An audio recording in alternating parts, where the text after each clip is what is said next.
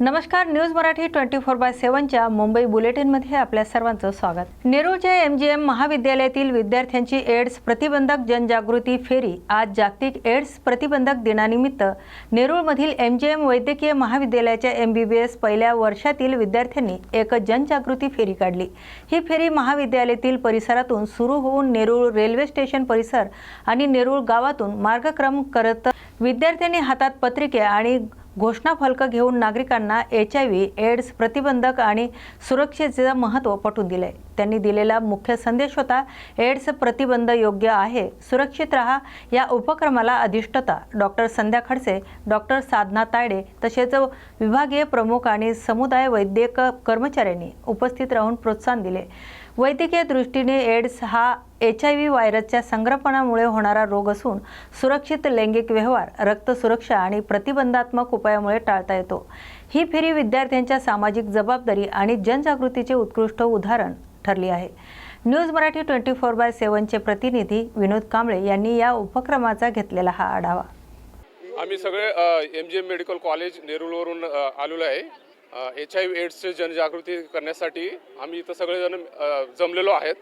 आम्ही Sudhir Kadam sir trustee MGM medical कॉलेजचे आणि खडसे मॅडम डीन यांचे खूप आभार मानतो। त्यांनी आम्हाला हे आयोजन करून दिलेलं आहे। तर हा जो रॅली आहे तो HIV एड्सबद्दल अवेअरनेस स्प्रेड करण्यासाठी आम्ही काढलेला आहोत। तर लोकांमध्ये HIV एड्सबद्दल सगळं माहिती पसरवण्यासाठी हे आम्ही रॅली काढली। MGM मेडिकल कॉलेजतर्फे या ठिकाणी रॅली काढण्यात आली। तुम्हाला कुठला संदेश महत्त्वाचा वाटला आणि पार्टिसिपेट केल्यानंतर कसं वाटलं? आम्हाला इथे खूप छान वाटलं आणि इथं आमचं एकच म्हणजे मुद्दा आहे की सगळ्यांना आम्ही अवेअर करू एड्स रिलेटेड आणि आम्ही त्यांना जागृत करू लोकांना की सुरक्षित रहा, सुरक्षित संबंध ठेवा। समाजाला हा संदेश आता आमच्या स्लोगन झाले, use of protection, safe sex किंवा ट्रान्सफ्युजन ऑफ सिरिंज ट्रान्सफ्युजन असतात ते सेफली, ब्लड ट्रान्सफ्युजन याची तपासणी केली पाहिजे किंवा कुठे पण आता मोस्टली एड्स हा सेक्शुअल ट्रान्समिटेड डिसीज आहे, हा मोस्टली तेव्हा ट्रान्समिट होतो। तर most of the use of protection and condoms. तर हे ऐकायला फनी वाटतं, लोक हसतात किंवा हे करतात, पण हा इम्पॉर्टंट आहे आणि यूज ऑफ कॉन्डम प्रोटेक्शन हा फर्स्ट प्रिव्हेन्शन ॲक्ट आहे।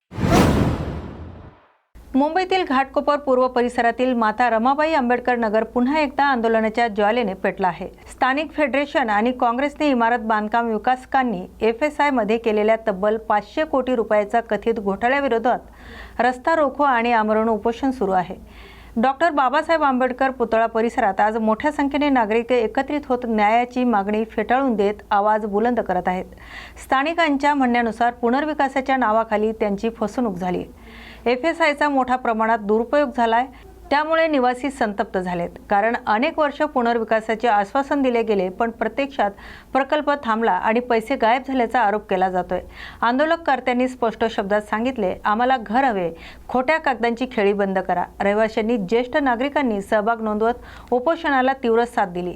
आमरण उपोषणकर्त्यांनी या संपूर्ण प्रकरणाची उच्चस्तरीय चौकशी करण्याची मागणी केली।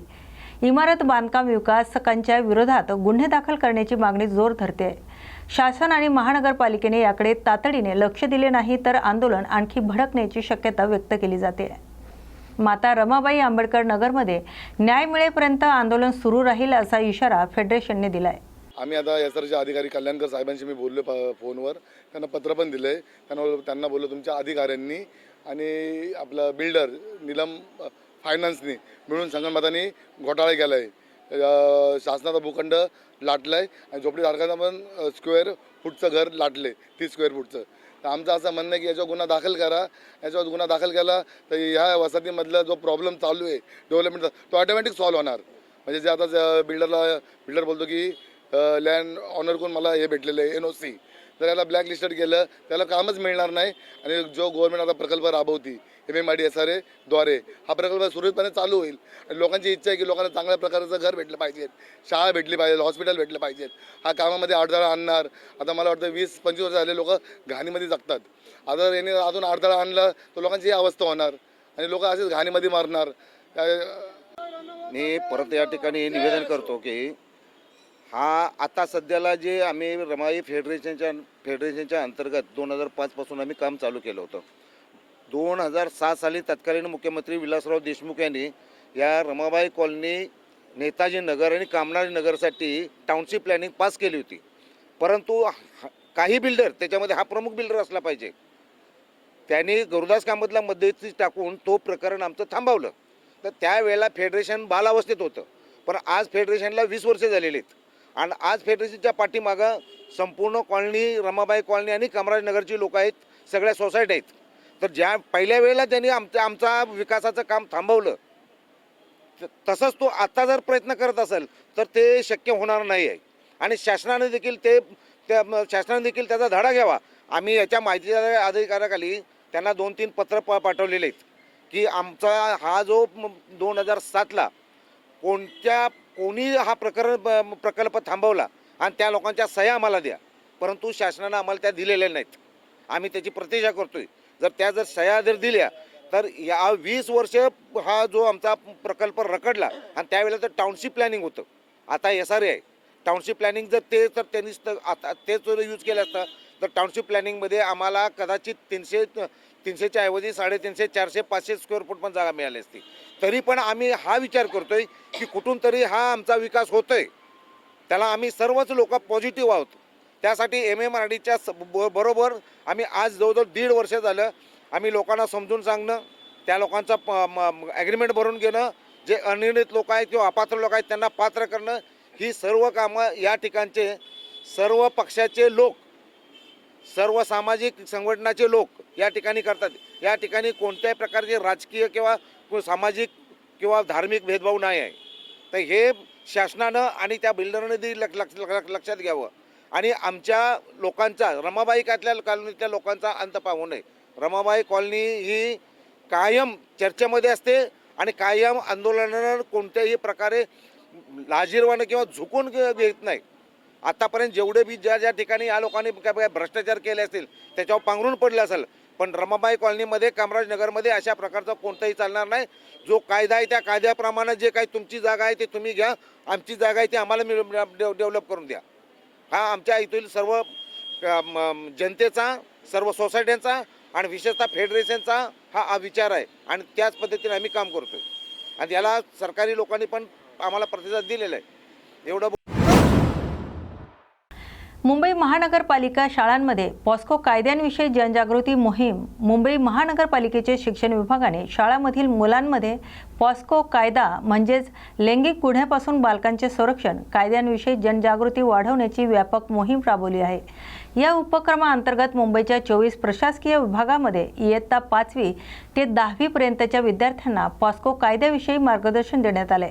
मोहिमेसाठी अभया नावाची विशेष नाटिका सादर करण्यात आली, ज्यात संवादात्मक पद्धतीने मुलांना सुरक्षितता, आत्मसंरक्षण, गैरवर्तन ओळखणे, योग्य प्रतिक्रिया आणि तक्रार नोंदवण्याच्या जबाबदाऱ्या याबाबत माहिती देण्यात आली. शाळांमधील मुलांना लैंगिक शिक्षण देणे आवश्यक असल्यावर विशेष भर देऊन ही मोहीम राबवण्यात आली, ज्यामुळे मुलांना कायदेशीर संरक्षणाची आणि सुरक्षिततेची जाणीव होईल. मुंबई उच्च न्यायालयाने कुख्यात गुंड छोटा राजन आणि इतर दोषी आरोपींना जन्मठेपेच्या शिक्षेविरुद्ध केलेल्या अपिलावर 3 जानेवारीपासून अंतिम सुनावणी होणार असल्याने सोमवारी स्पष्ट केले. या प्रकरणातील दोषी सिद्ध आरोपी सध्या कारागृहात असून याचिकांवर न्यायमूर्ती भारती डांगरे आणि श्याम चांडक यांच्या खंडपीठाने सर्वोच्च न्यायालयाच्या आदेशानुसार निर्णय देणार आहे. या सुनावणीबाबत अधिकाऱ्यांनीही माहिती दिली. काही आरोपींचे जामीन अर्जावरील सुनावणी देखील या कालावधीत होईल. हे प्रकरण पत्रकारांवरील हिंसेबाबत न्याय आणि कायद्याचे रक्षण याबाबत महत्त्वपूर्ण आहे. या दोन्ही बातम्यांमध्ये मुंबईतील सामाजिक न्याय आणि कायद्यांच्या अंमलबजावणीशी निगडीत विषय व्यवस्थापनाची महत्त्वपूर्ण भूमिका बजावत आहे. पॉस्को कायद्याबाबतच्या जनजागृतीने बालकांचे संरक्षण मजबूत होईल. मुंबईतील गोरेगाव पूर्व परिसरातील गोखलेवाडी गणेशनगर भागात मंगळवारी पहाटे 3:45 वाजता सुमारे 4000 चौरस फुटाच्या खुल्या मैदानात आग लागली. ही आग मैदानात असलेल्या कोरड्या झुडपामुळे, गवत, प्लास्टिक कचरा आणि भंगारामुळे भडकली होती. मुंबई महापालिकेच्या अग्निशमन दलाकडून दिलेल्या माहितीनुसार आग मैदानाच्या परिसरापुरतीच मर्यादित ठेवण्यासाठी प्रयत्न सुरू आहेत आणि आग पूर्णतः नियंत्रणात आणण्याचं काम चालू आहे. चुनाभट्टी रेल्वे स्थानक परिसरात शनिवारी सायंकाळी पोलिसांनी एक टेम्पो चालकाला अटक केली। त्याच्या ताब्यातून अंदाजे 11 लाख रुपये किमतीच्या परदेशी सिगारेट जप्त केल्यात। पोलिसांनी संशयास्पद टेम्पो थांबवून तपासणी केली असता अनेक बॉक्समध्ये परदेशी सिगारेट आढळल्या। टेम्पो चालक नाझीर शेख वय 50 ताब्यात घेण्यात आला असून या प्रकरणी 2 जणांविरुद्ध गुन्हा दाखल करण्यात आला आहे। पोलीस अधिक तपास करत असून या दोन्ही घटना मुंबईतील सार्वजनिक सुरक्षितता आणि कायदेशीर अंमलबजावणीच्या महत्त्वाच्या बाबी दर्शवतात। गोरेगावच्या मैदानातील आग भीषण संभाव्य धोका निर्माण करत असून महापालिकेच्या अग्निशमन दलाने तातडीने नियंत्रणात आणण्याचा प्रयत्न सुरू ठेवला आहे। तर चुनाभट्टीतील सिगारेट जप्तीने अवैध वाणिज्य विरोधात पोलिसांची सक्रियता स्पष्ट होत आहे। या घटना मुंबईतील रहिवाशांमध्ये जागरूकता आणि सुरक्षिततेचे महत्त्व अधोरेखित करतात। मुंबई महानगर प्रदेश विकास प्राधिकरणाने मीरा भाईंदरमध्ये डोंगरी परिसरात दहिसर भाईंदर मेट्रो 9 मार्गिकेतील कारशेड प्रकल्प रद्द करण्याचा निर्णय घेतलाय। हा निर्णय स्थानिक नागरिकांच्या सातत्यपूर्ण विरोध, पर्यावरणीय परिणाम आणि भू उपाययोजनाच्या तांत्रिक अडचणी लक्षात घेऊन घेण्यात आलाय। शासनाची अधिकृत अधिसूचना येत्या 15 दिवसात जारी होण्याची शक्यता आहे। MMRDA आता कारशेडसाठी नव्या जागेचा विचार करत असून मेट्रो प्रकल्प वेळेत पूर्ण करण्यासाठी आवश्यक नियोजन करत आहे। हा निर्णय पर्यावरण आणि नागरिक हिताला प्राधान्य देणारा म्हणून स्थानिक नागरिकांनी आणि पर्यावरण कार्यकर्त्यांनी याचं कौतुक केलंय। भायखळ्यातील नागपाडा येथील तांबावाला इमारत, देवजी घरसी इमारत आणि झोहरा मेन्शन या 3 उपक्रम प्राप्त इमारतीचा पुनर्विकास अनेक वर्ष राहिलेला आहे। विकासकांनी 3 वर्षापासून घरभाडे बंद केले असून रहिवाशांचा द्विधा येथे होत आहे। मात्र आता ही प्रकल्पे मुंबईच्या म्हाडा म्हणजेच महाराष्ट्र राज्य वसतिगृह आणि पुनर्विकास महामंडळ यांच्या मुंबई इमारत दुरुस्ती आणि पुनर्रचना मंडळाला हस्तांतरित करण्यात आली। शासनाने भूसंपादनासाठी मान्यता दिली असून पुनर्विकास आणि दुरुस्त मंडळाद्वारे हे प्रकल्प पूर्ण करण्यात येणार आहे। राज्य सरकारने विकासकांच्या विरोधात कडक कारवाई करण्याचे आदेशही दिलेत, ज्यामुळे या इमारतींचा पुनर्विकास लवकरात लवकर होण्याचा मार्ग मोकळा होईल।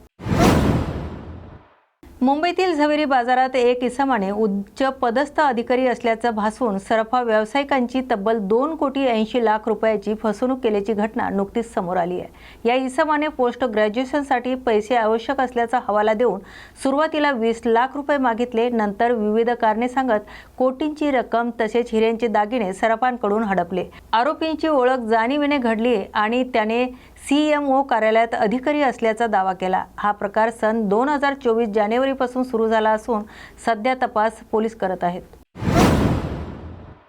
मुंबईत प्रसिद्ध रामी हॉटेल ग्रुपच्या 30 पेक्षा अधिक ठिकाणी आयकर विभागाने छापेमारी केली। या सर्च ऑपरेशनमध्ये रामी ग्रुपचे प्रमुख राज शेट्टी आणि इतरांवरही लक्ष ठेवण्यात आले। यामागे कर चोरी संदर्भातील संशय असून दादर येथील रामी हॉटेलसमोरही पोलीस तैनात आहेत। पहाटेपासून सुरू असलेल्या या छापेमारीत कर संबंधित कागदपत्रे आणि आर्थिक व्यवहार तपासले जात आहेत।